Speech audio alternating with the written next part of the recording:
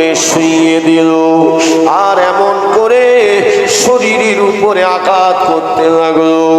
পেরেকগুলো এমন করে ওই তক্তা হুল হয়ে আছে বাবা, শরীরের ভিতরে এমন করে গোস্তের মধ্যে সব ঢুকে যায়।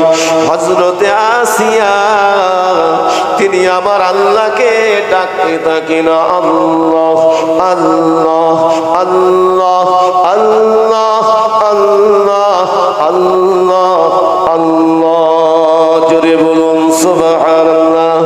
হযরতে আসিয়াকে যখন কষ্ট দেয় আমার আল্লাহ পাক, আমার আল্লাহ তাআলা জান্নাতি ফেরেশতাদের বলতে থাকেন, এ জান্নাতি ফেরেশতারা আসিয়া আমার উপরে তাওয়াক্কুল করেছে, আমি আল্লাহ আমার বান্দি আসিয়াকে আমি আল্লাহ হেফাজত করব। আমার আসিয়াকে যে কষ্ট দিচ্ছে আমি আল্লাহ পাক জানিয়ে দিলাম, এ জান্নাতের ফেরেশতারা জান্নাতের দরওয়াজাগুলো খুলে দাও, আমার বান্দি আসিয়া যেন পৃথিবীর জমিন থেকে আমার ওই জান্নাতের সুখ শান্তি আয়েশ আরামগুলো যেন জান্নাতি নিয়ামতগুলো যেন আমার আসিয়া দেখতে পায়। জোরে হবে না? ফেরাউন কি করলো? এতটুকু সাজা দিল, কিন্তু আম্মা জান আসিয়ার হায়াত ওই পর্যন্ত আল্লাহ তুলে নিয়েছেন, আল্লাহ শহীদের মর্যাদা দান করেছেন। জোরে বলুন সুবহানাল্লাহ। কিন্তু ওই জালিমের কাছে নত স্বীকার করে। তিনি তো চাইলে তার স্বামী বাদশাহ রাজরানী হয়ে থাকবে, ফুর্তি করবেন, কিন্তু না, তিনি এটাই বিশ্বাস করেছেন যে দুনিয়াটা ফুর্তির জায়গা নয়, আনন্দের জায়গা নয়। ঠিক না? আনন্দের জায়গা দুনিয়া না। ও ভাইয়ানেরা, তাই তো আমার আল্লাহ পাক কোরআন পাকের মধ্যে জানিয়ে দিয়েছেন, فليضحكوا قليلا وليبكوا كثيرا। আল্লাহ পাক রব্বুল আলামিন বলেন, এ বান্দা বান্দিরে ফালিয়াদহাকু কলিলা, পৃথিবীর জমিনে আনন্দ ফুর্তি বেশি করো না, হাসি ঠাট্টা বেশি মেতে যেও না, এমন আনন্দ ফুর্তি করতে যেও না যে আনন্দটা করতে গিয়ে আমি আল্লাহ আমার জিকির থেকে দূরে সরে যাও, আমার ইবাদত থেকে গাফিল হয়ে যাও, আমার নামাজ থেকে গাফিল হয়ে যাও, আমার দিন শরিয়াত কোরআন থেকে দূরে সরে যাও। এমন আনন্দ পৃথিবীর জমিনে করতে যেও না। যদি ওই আনন্দ করতে করতে যদি তুমি দুনিয়ার মোহে পড়ে ওই দুনিয়ার ভিতরে ডুবে যদি তোমার মৃত্যু হয়, বান্দা বান্দি মনে রেখো তোমার জন্য আখিরাতটা অন্ধকার হবে। আখিরাত কি হবে? অন্ধকার। আমার আলোচনা কষ্ট পাচ্ছেন নাকি? আমার নিজের কথা বলছি, আল্লাহর কোরআন, আল্লাহর কোরআনের উপর আলোচনা করছি। কেন? আপনার আমার ভিতরে যেগুলো ত্রুটি আছে যদি থাকে সেগুলো আগে দূরে ফেলে দিতে হবে, নোংরাগুলো দূরে ফেলে দিতে হবে। ঠিক না বল? ও আমার ভাইজানেরা, উপরন্ত আল্লাহ তারপরে বলছেন ওয়ালিয়াবকু কাসীরা। আল্লাহ বলেন, বান্দারে, এ বান্দিরে, আমি আল্লাহ তোমাদেরকে জানিয়ে দিলাম, তোমরা মৃত্যুর কথাটা বারবার স্মরণ করো। দিনে রাতে সপ্তাহে মাসে বছরে কবার মনে হয়? মনে হয় যেন আমরা মরবো না, এটাই নিয়ে তাই তো বহাল তবিয়তে চলি, অনেকে বুক ফুলিয়ে চলি। ঠিক না ভুল? ও ভাইজানেরা, যদি আপনার আমার ভিতরে মৃত্যুর ভয় আসে, অহংকার করে বুক ফুলিয়ে চলতে পারবো না, অর্থের গরম দেখাতে পারবো না, নেতৃত্বের গরম দেখাতে পারবো না। যদি আপনার আমার মৃত্যুর ভয় যদি অন্তরে তৈরি হয়ে যায়, ইতিমের হকটা মেরে খেতে পারবো না, ভাই ভাইয়ের হকটাকে মেরে খেতে পারবো না, ভাই বোনের হক মেরে খেতে পারবো না, এক প্রতিবেশী আর এক প্রতিবেশীকে কষ্ট দিতে পারবো না, ইতিমের মাল খেতে পারবো না, সুদের কারবার করতে পারবো না, গরিবের হক মেরে খেতে পারবো না, রাজকোষের টাকা মেরে খেতে পারবো না। যদি কিনা মৃত্যুর কথা যদি স্মরণ হয়, কেননা যার ভিতরে মৃত্যুর কথা স্মরণ হবে তার অন্তরে খৌফে এলাহি আল্লাহর ভয় তৈরি হয়ে যাবে। এ আমার ভাইরা, তারপরে যদি আপনার আমার ভিতরে কবরের চিন্তা যদি আসে যে আমার মরে যাওয়ার পরে তো আমাকে কবরে যেতে হবে, ওই কবরে আমার সঙ্গে কেউ যাবে না, ওই কবরে আমাকে একাকিনী যেতে হবে, অন্ধকার কবরের মধ্যে আমি কিভাবে থাকবো? যদি কিনা এমন কথা মনে করি কবরে কিয়ামত পর্যন্ত থাকতে হবে, তারপরে তো কিয়ামতের ময়দানে উঠতে হবে। সেই দিন 50,000 বছরের একটা দিন হবে। সেই 50,000 বছরের দিনে মানুষ মাথাটা উঁচু করে নাফসি নাফসি করতে থাকবে, সব উলঙ্গ অবস্থায় উঠবে, কারো শরীরে পোশাক থাকবে না, উলঙ্গ অবস্থায় মানুষ সব উঠবে, চোখ দুটো পরের দিকে থাকবে, আর আল্লাহর দরবারে বলতে থাকবেন ইয়া নফসি ইয়া নফসি, আল্লাহ আমার উপায়টা কি হবে, আমার উপায়টা কি হবে? কিয়ামতের দিনে পানির জন্য ছটফট করবে, পানি পানি পানি পানি করে চিৎকার করতে করতে, হাদিস পাকে আছে আল্লাহর নবী বলেছেন গলা দিয়ে গলা শুকিয়ে গিয়ে গলার ভিতর থেকে রক্ত খুন বার হতে থাকবে, পানি পাবে না।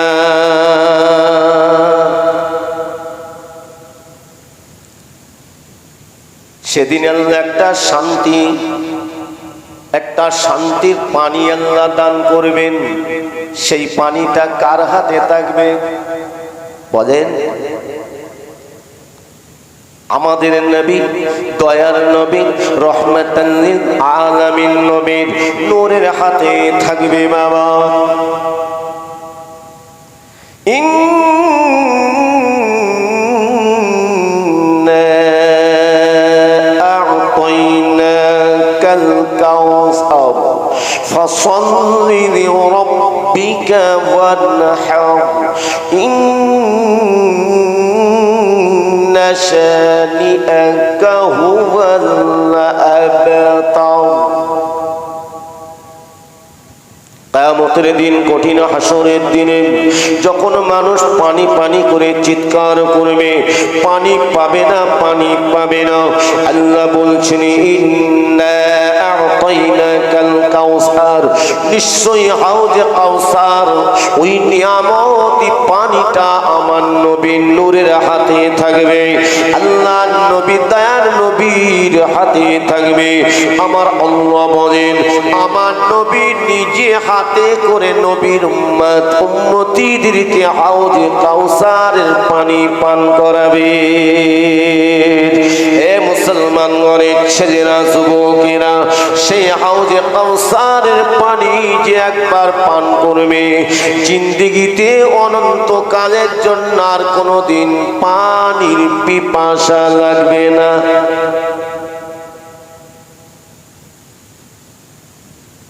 সেই দিনের কথা স্মরণ করে যারা কাঁদবে, জাহান্নাম ভয়ঙ্কর আযাব আমরা কেউ দেখেছি চোখে? কেউ দেখেছি? কিন্তু আমাদের নবী রহমাতাল লিল আলামিন নবী, আমার নবী স্বচক্ষে দেখেছেন জাহান্নামের আযাব কেমন ভয়ঙ্কর। সেই জন্য নবী আজ আমাদের জন্য কাঁদছেন, ঠিক না বল? কেন? আমাদের নবী হলেন হায়াতুন নবী। জোরে বলে সুবহানাল্লাহ। মুর্দা নবী নন।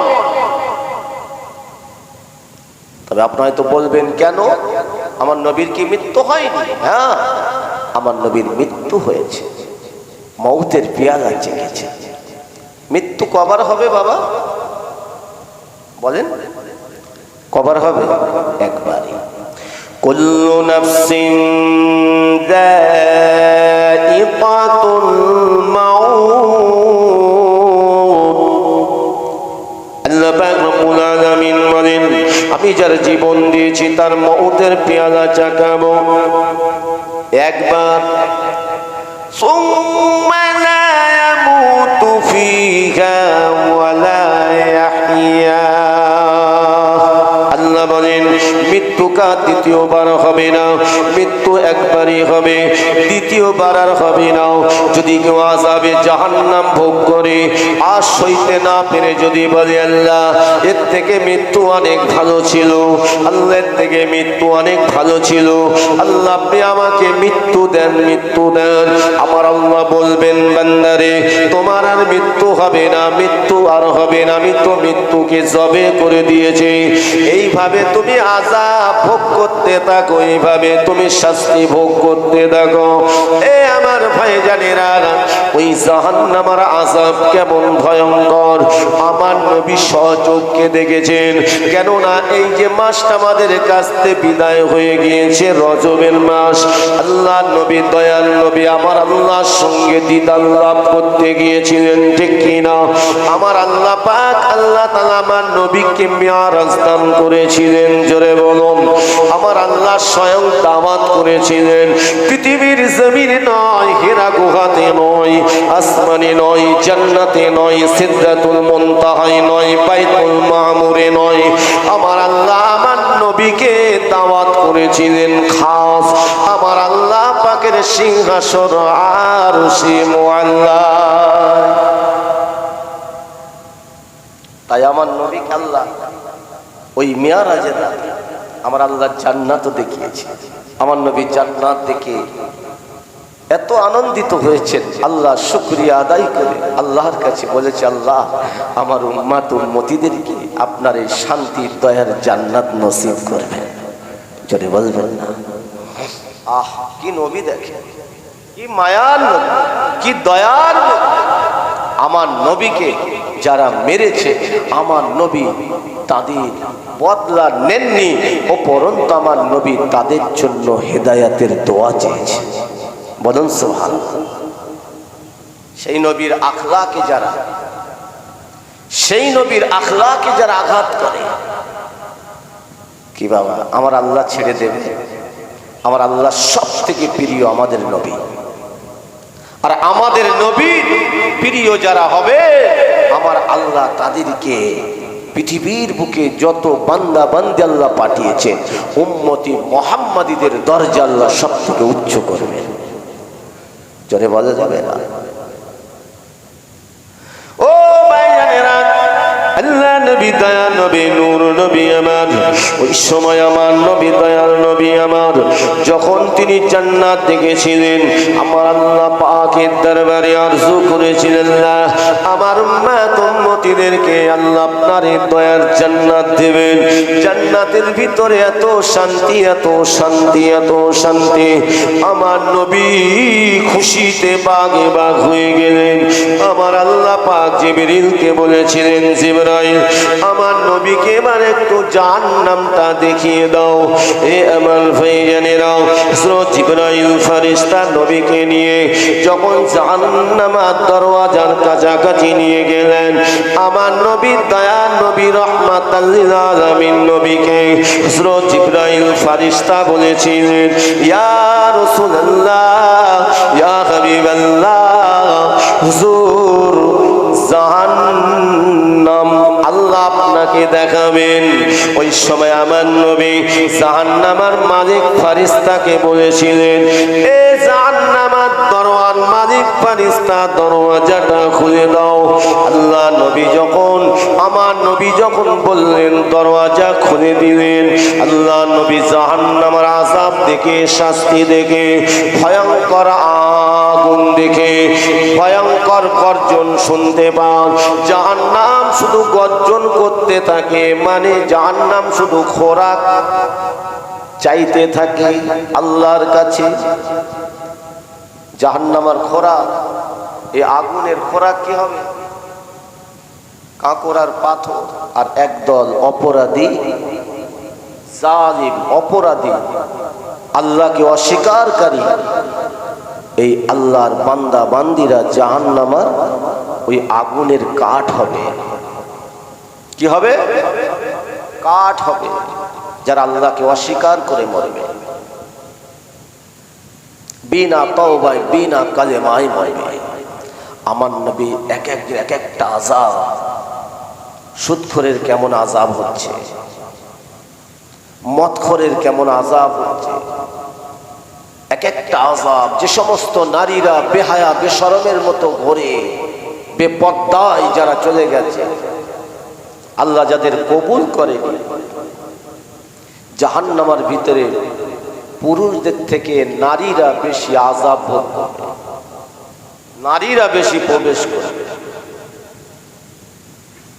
আর আদ-দায়ুস লা ইয়াদখুলুল জান্নাহ, এই দায়ুস যাদের বিবিকে পর্দার সঙ্গে রাখতে পারলো না, যাদের সাবালিকা কন্যা মেয়েদেরকে পর্দার সঙ্গে রাখতে পারলো না, এদের যদি দায়ুসের খাতায় নাম উঠে যায়, নামাজ পড়েও রেহাই হবে না। কেন? সে আল্লাহর ওই আমার আল্লাহর ওই হুকুমটাকে অমান্য করেছে। তাই রাসূল বলেছেন, আদ-দায়ুস লা ইয়াদখুলুল জান্নাহ, দায়ুস আল্লাহ জান্নাতে প্রবেশ করতে পারবে না। নিজের শরীরটাকে পরপুরুষকে দেখাচ্ছে, দেখো আমি কেমন, কিন্তু তুমি এটা ভাবো না যে এই সুন্দরটা কে আমাকে করলো। আপনার আমার সৌন্দর্যটা কে দিয়েছে? আল্লাহ দিয়েছে। তাই সেই আল্লাহর হুকুমকে অমান্য করে ওভারটেক মেরে আমি আপনি শরিয়াত বিরোধী কাজ করছি, নিজের ফুলের মতো সুন্দর চেহারাটা যাকে দেখানো হারাম, তার সামনে যা কি হবে? এ আমার ভাইরা, এ আমার মুরব্বী আব্বা জানেরা, আমার নবী পাকের বিবিগণের দিকে লক্ষ্য করুন, আমার নবী পাকের কন্যাদের দিকে লক্ষ্য করুন। ও আমার ভাইজানেরা, আম্মা জান আয়েশা সিদ্দিকা রাদিয়াল্লাহু তাআলা আনহা কাপড় ছিঁড়ে গিয়েছিল, তালি দিয়ে ব্যবহার করেছে, কিন্তু পর্দার অভাব হয় না, পরিপূর্ণ পর্দা করেছেন। খাতুনে জান্নাত আমার আল্লাহ পাক জানাকে জান্নাতের নারীদের সরদারিনী বানাবেন। এই খাতুনে জান্নাত হযরত ফাতেমাতুজ জোহরা রাদিয়াল্লাহু তাআলা আনহাকে আমার আল্লাহ জান্নাতে নারীদের সরদারিনী বানাবেন। এমনি বানাবেন, নবীর বেটি বলে কি বানাবেন না, না না না। ও আমার ভাইরা, পরিপূর্ণ আমার আল্লাহর হুকুমকে মেনে চলেছিলেন।